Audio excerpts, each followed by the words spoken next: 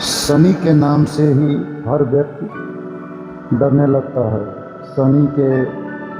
शनि की दशा एक बार शुरू हो जाए तो 7.5 साल बाद ही पीछा छोड़ती है। लेकिन हनुमान भक्तों को शनि से डरने की तनिक भी जरूरत नहीं। शनि ने हनुमान को भी डराना चाहिए, लेकिन मुंह की खानी पड़ी आए जाने कैसे। महान स्वकर्मी हनुमान अमर हैं। पवन पुत्र हनुमान रघुकुल के कुमारों के कहने से प्रतिदिन अपनी आत्मकथा का कोई भाग सुनाया करते थे।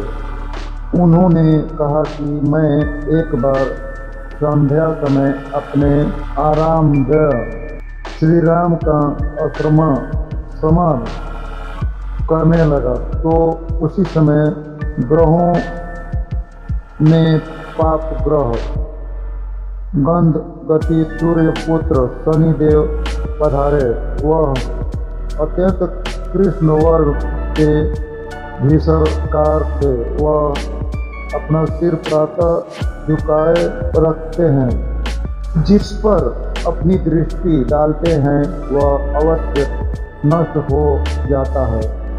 शनिदेव हनुमान के बाहुबल और पराक्रम को नहीं जानते थे। हनुमान ने उन्हें लंका में 10 ग्रीव के बंधन से मुक्त किया था। वह हनुमान जी से विनयपूर्वक किंतु कर्कश स्वर में बोले, हनुमान जी, मैं आपको सावधान करने आया हूँ। त्रेता की बात दूसरी थी। अब कलयुग प्रारंभ हो गया है। भगवान वासुदेव ने जिस क्षण अपनी अवतार लीला का समापन किया उसी क्षण से पृथ्वी पर कलिका प्रभुत्व हो गया। यह कलयुग है। इस युग में आपका शरीर दुर्बल और मेरा बहुत बलिष्ठ हो गया है। अब आप पर मेरी 7.5 की दशा प्रभावी हो गई है। मैं आपके शरीर पर आ रहा हूँ।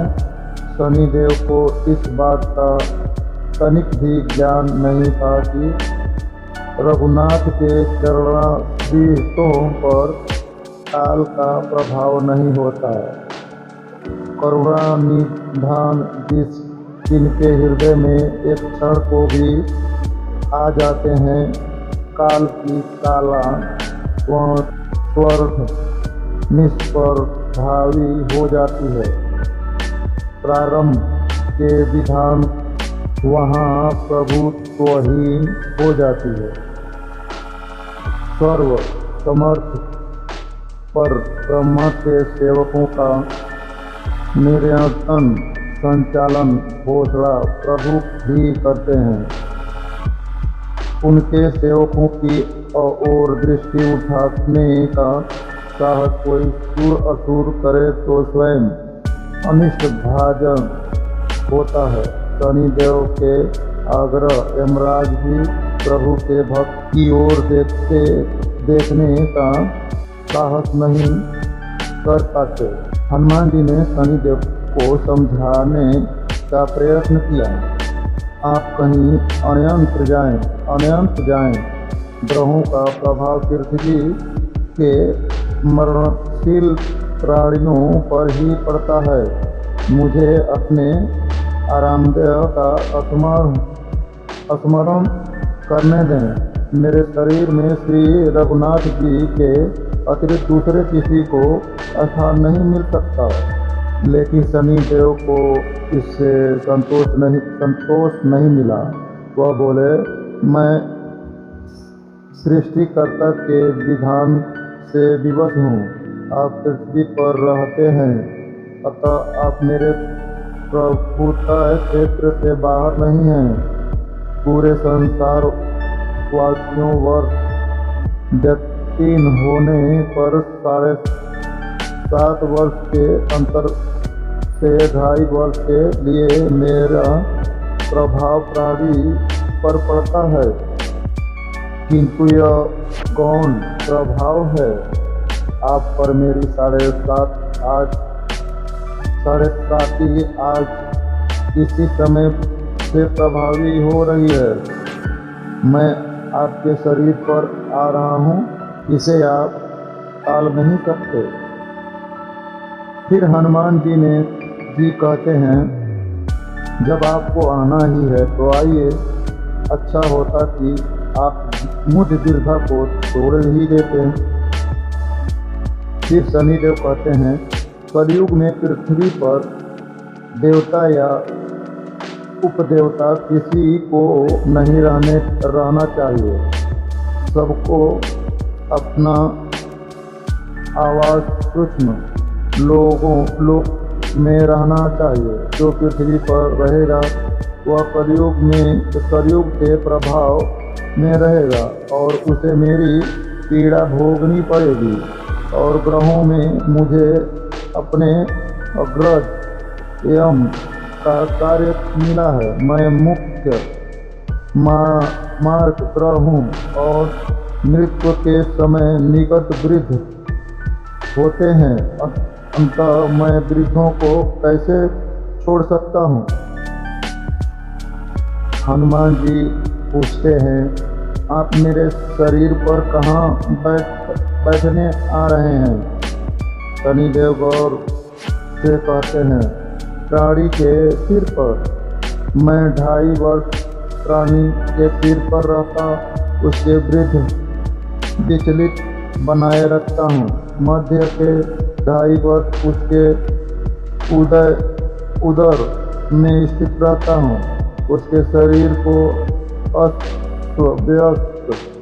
अस्त व्यस्त बनाता हूँ।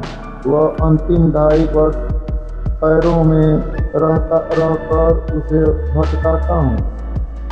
फिर शनिदेव हनुमान जी के मस्तक पर आ बैठे तो हनुमान जी के सिर पर खाज हुआ। इसे मिटाने के लिए हनुमान जी ने बड़ा पर्वत उठाकर सिर पर रख लिया। शनिदेव चिल्लाते हैं, यह क्या कर रहे हैं आप? फिर हनुमान जी कहते हैं, जैसे आप सृष्टिकर्ता के विधान से विवश हैं, वैसे मैं भी अपने स्वभाव से विवश हूँ। मेरे मस्तक पर खाज मिटाने की यही उपचार पद्धति है। और आप अपना कार्य करें और मैं अपना कार्य। ऐसा कहते ही हनुमान जी ने दूसरा पर्वत उठाकर सिर पर रख लिया। इस पर शनिदेव कहते हैं, आप इन्हें उतारिए, मैं संधि करने को तैयार हूँ। उसके इतना कहते ही हनुमान जी ने तीसरा पर्वत उठाया, सिर पर रख लिया। तो शनिदेव चिल्ला कर कहते हैं, मैं अब आपके समीप नहीं आऊँगा। फिर भी हनुमान जी नहीं माने और चौथा पर्वत उठाकर सिर पर रख लिया। शनिदेव फिर चिल्लाते हैं, पवन कुमार त्राहि माम रामदूत अंजनेय नमः।